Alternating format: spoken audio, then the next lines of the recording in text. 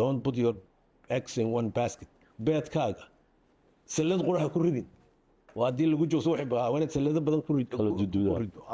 waliba kuwa waaweyna dee aad ku rido marka waan taageerayaa in maraykanka loo xodxoto laga shaqeeyo laakiin yaan kelidii la isku hadlayn bay aniga ilata geeska Afrika arrimaha geeska Afrika siyaasiyan dhaqaalahaan amni ahaan waxa ka socda loolan iyo hirtan adduunku soo jeestay in badan oo waad ka hadashay adeegsanad beelaha deeshaanka sarteed waxay saameyn ugu yeelan karaan arrimahan ka socda loolankan hirtan ka socda geeska Afrika iyo badda cas haddaan madaqadeena ku naalo kadana waa faa'iido noqon kartaa faa'iido weyn ayay noqon kartaa 800 iyo malaha 40 850 in ku dhow oo kilomitir weeye xeebteen way dheertahay oo xeeb dheer oo ayna yar yihiin wadamada Afrika ku yaala xeebta caynkaas dherka caynkaas leh oo waliba aan ahayn un xeebad isku xidhaysa badii casayd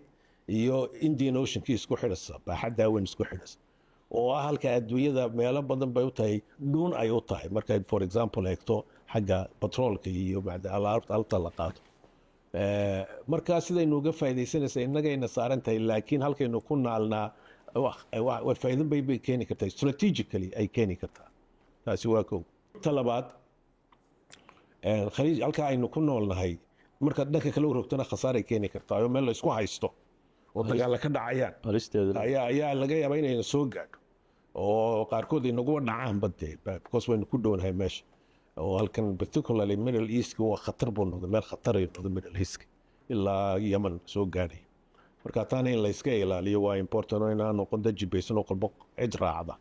waxayna aan kaydsano kolkay gariirtana aynu dhufayska yara galno soo halmaan garan iyo cilmi bay u baahan tahay maskaxad fadhida ay u baahan tahay laakiin mandaqadeenu waa mandaqad khasaarana keeni karta baraana badan keeni karta wadamadan deriska aynu nahay Ethiopia particularly Ethiopia waa wadan ay ku nool yihiin 120 ku dhow oo milyan qof inaynu xiriir wanaagsan yeelano oo xiriirkaas uu noqdo inaguna aynu u noqono halkay adduunyada ka galayeen oo dhaqaalahooda iyo businesskooda iyo waxaas aynu noqono oo faa'iido markaa aynu ka helno iyaguna ay inoo noqdaan market waa dadka intaa leegday aad wax ka iibin karto haddaynu beeraha si hagaajisano badda kalluunka Ethiopia kalluun ma leh kalluunkaasoo qura sida oo nooc walba leh sida Ethiopia loo geynayo kale inaynu sida isku fahmo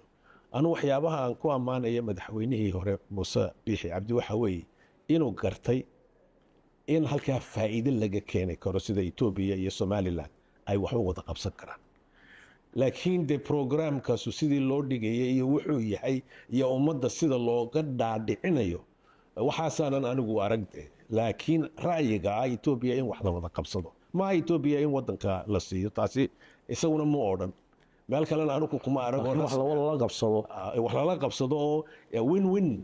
ya labada dhinac guuleystaan anu waxaan berigii sheekada la yeelanay Ethiopia haday 4 su'aalood ka jawaabto waa inaan saxiixno hawl 4 su'aalo su'aasha ugu horeysa waxa weeye nabadgelyada Somaliland qaran ahaan maxay ku soo kordhinaysaa khasaare iyo faa'iido haday faa'iido tahay sax heshiiskaas iyo wada hadalkaas oo dhaqaalaha muxuu ku soo kordhinaya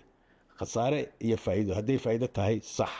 oo dhaqaaluhuna uu yahay magaalada gobolka yar ee districtga ilaa jamhuuriyadda ballaaran wixii ku soo kordhinay